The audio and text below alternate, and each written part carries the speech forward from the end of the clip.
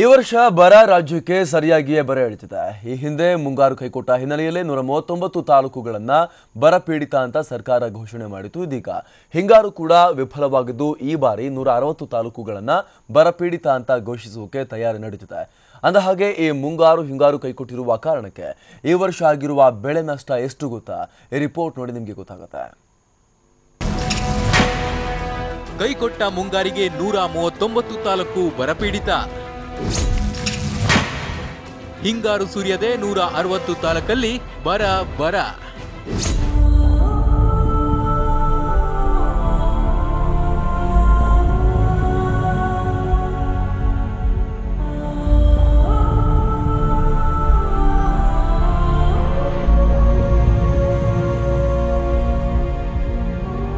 ಗಾಯದ ಮೇಲೆ ಬರೆ ಎಂದ್ರೆ ಇದೇ ಇರಬೇಕು.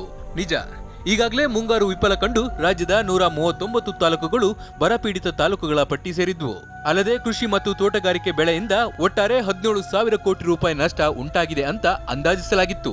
ಇದೀಗ ಹಿಂಗಾರು ಸಹ ಸಂಪೂರ್ಣ ಮುಗ್ಗರಿಸಿದ್ದು ರಾಜ್ಯದ 160 ತಾಲೂಕುಗಳನ್ನ ಬರಪೀಡಿತ ಎಂದು ಪ್ರಕಟಿಸಲು ಸರ್ಕಾರ ಸಿದ್ಧತೆ ನಡೆಸುತ್ತಿದೆ. ಅಲ್ಲದೆ ಹಿಂಗಾರಿನಿಂದ ಉಂಟಾಗಿರುವ ಬೆಳೆ ನಷ್ಟದ ಪ್ರಮಾಣವನ್ನ 7,000 ಕೋಟಿ ರೂಪಾಯಿ ಎಂದು ಲೆಕ್ಕ ಹಾಕಲಾಗಿದೆ. ಕಳೆದ ವಾರ ಬರ ಅಧ್ಯಯನ ಕುರಿತಾದ ಉಪಸಮಿತಿ ವಿಧಾನಸೌಧದಲ್ಲಿ ಸಭೆ ನಡೆಸಿ ಈ ಸಂಬಂಧ ಲಭ್ಯವಾಗಿರುವ ಅಂಕಿಅಂಶಗಳ ಬಗ್ಗೆ ಚರ್ಚೆ ನಡೆಸಲಾಗಿತ್ತು.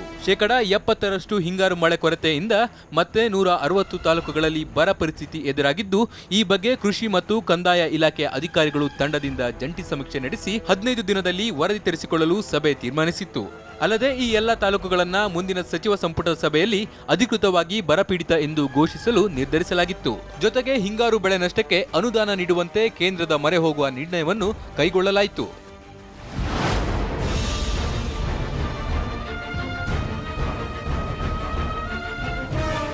ಬಹುತೇಕ ತಾಲೂಕುಗಳಲ್ಲಿ ಮಳೆ ನೀರಿನ ಕೊರತೆಯಿಂದ ಬೆಳೆ ಪೀಡಿತ ಆಗಿದೆ. ಹಾಗಾಗಿ ಆ ಜಂಟಿ ಸಮೀಕ್ಷೆಯನ್ನು ತತ್ಕ್ಷಣ ಶುರು ಮಾಡಿ ಇನ್ನು 10 ದಿನದಲ್ಲಿ ಸಮೀಕ್ಷೆಯನ್ನು ಮುಗಿಸಿ ಜನವರಿ 20ರ ಒಳಗಡೆ ಎಲ್ಲ ಜಿಲ್ಲಾ ಆಡಳಿತದವರು ನಮ್ಮ ರಾಜ್ಯದಲ್ಲಿ ರಾಜ್ಯ ಸರ್ಕಾರಕ್ಕೆ ಜಂಟಿ ಸಮೀಕ್ಷೆ ವರದಿಯನ್ನು ಕೊಡಬೇಕು ಅಂತ ಇವತ್ತು ತೀರ್ಮಾನ ಮಾಡಿ ಅವರಿಗೆ ಸೂಚನೆ ಕೊಡ್ತಾ ಇದ್ದೀವಿ. ಒಟ್ಟಾರೆ ಈ ಆರ್ಥಿಕ ಸಾಲಿನಲ್ಲಿ 24,000 ಕೋಟಿ ರೂಪಾಯಿ ಬೆಳೆ ನಷ್ಟ ಉಂಟಾಗಿದೆ.